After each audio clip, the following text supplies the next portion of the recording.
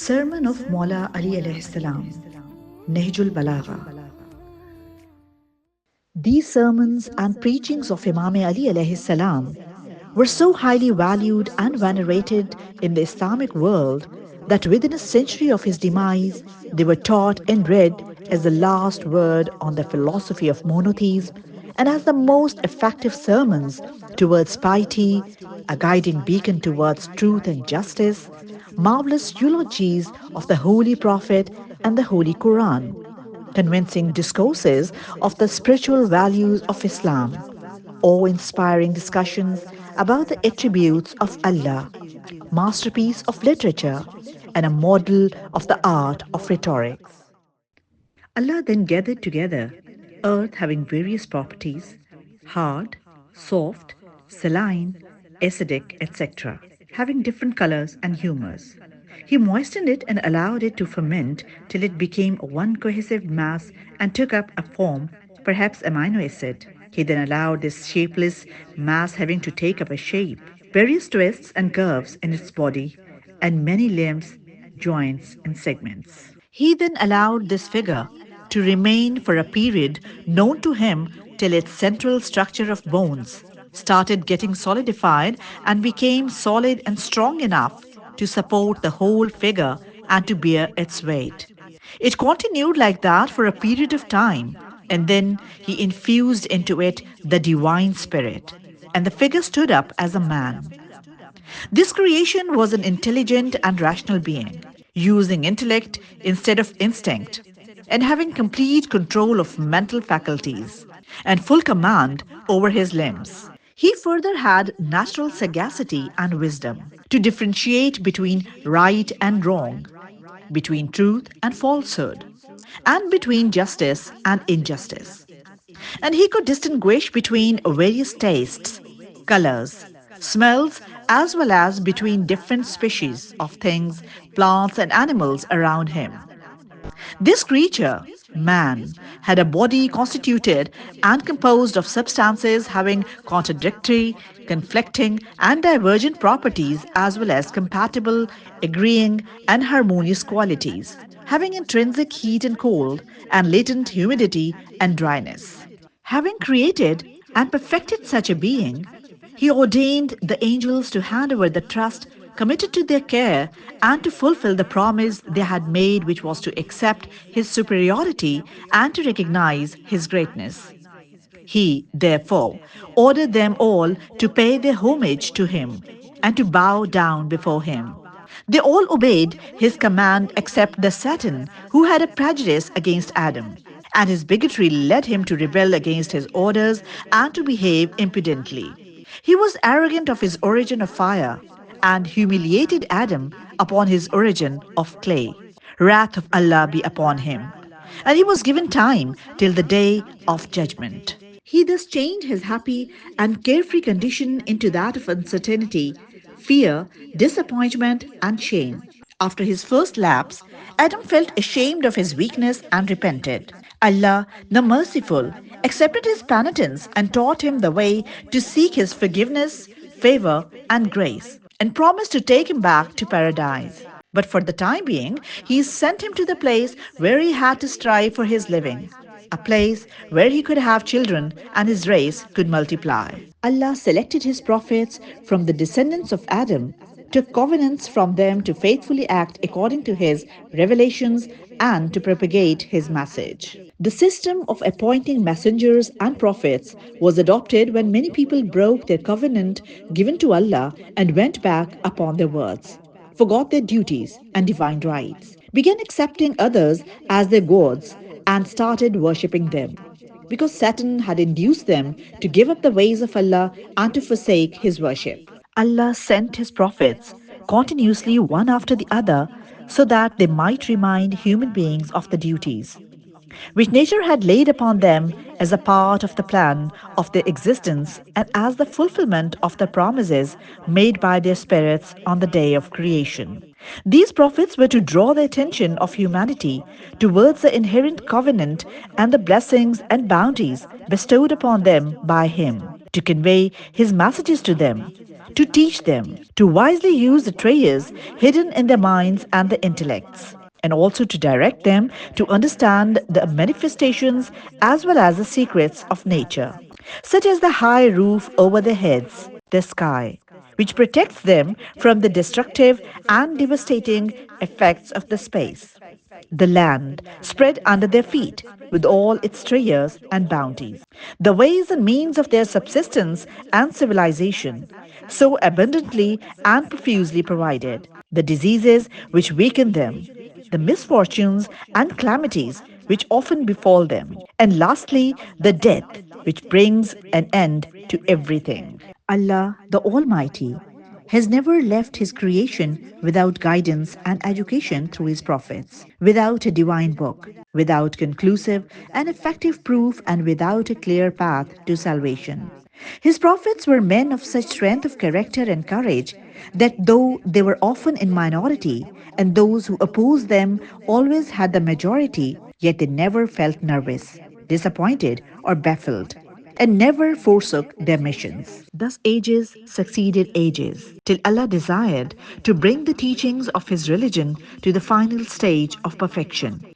And as He had promised in the beginning, He appointed the Holy Prophet Muhammad, peace be upon him, and his progeny as His last prophet.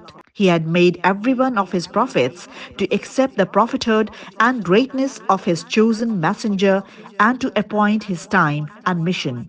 And they had fulfilled their promises. The signs and indications of His birth and delegation of divine mission to Him were very clear and prominent. And the place where He was born was very august and auspicious. When He was entrusted with the divine mission, at that time, people were following different creeds, were divided into numerous sects, and had multitudinous schools of thought. These diverse creeds and religions were mostly divided into three main classes.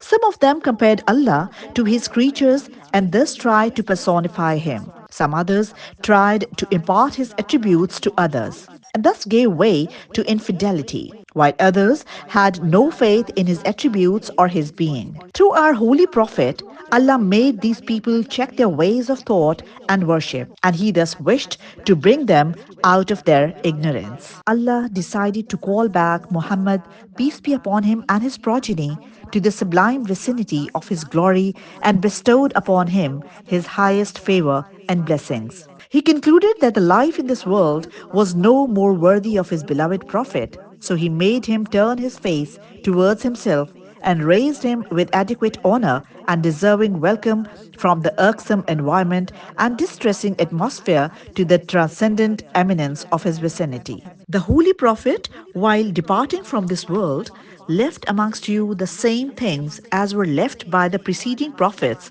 amongst their followers, because none of them ever left this world without leaving behind him a clear and intelligible set of directions and a prominent, easily recognizable and lasting emblem.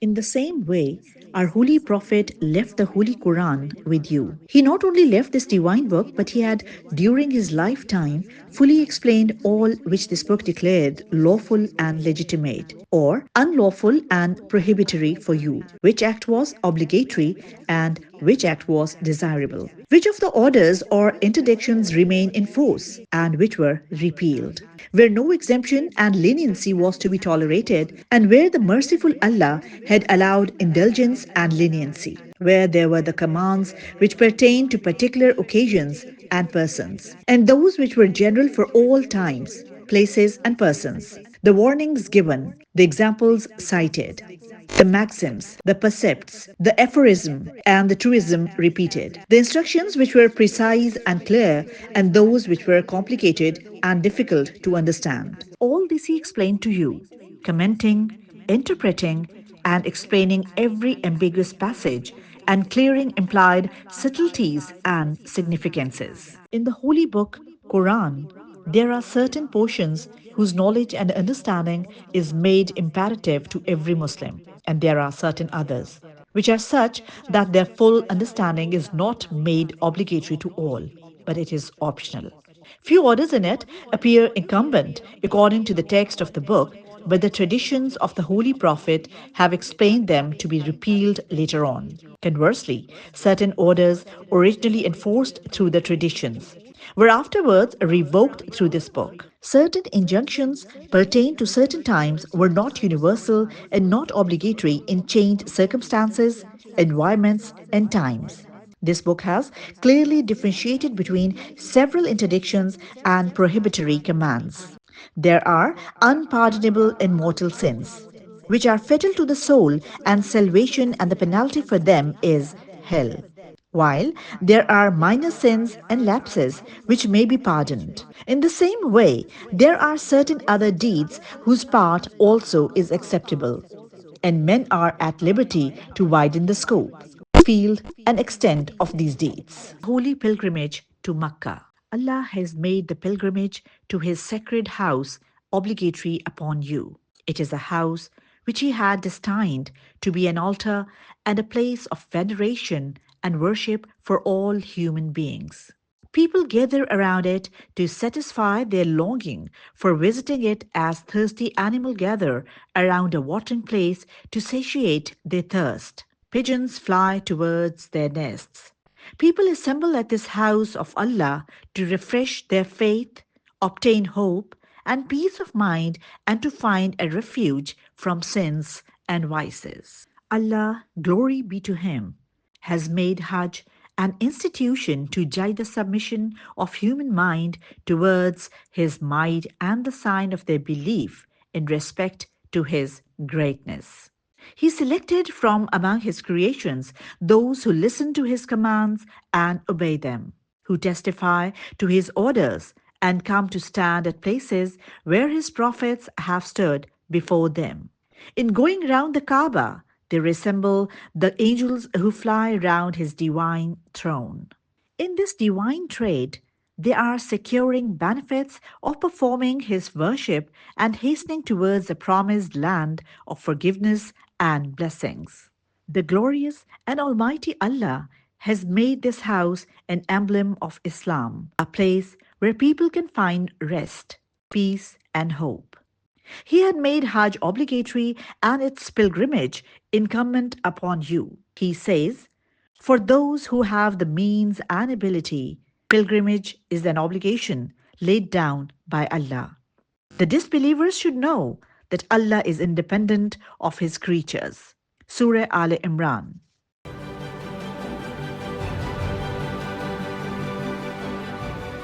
अक्स, सच्चाइयों और हकायक का अक्स।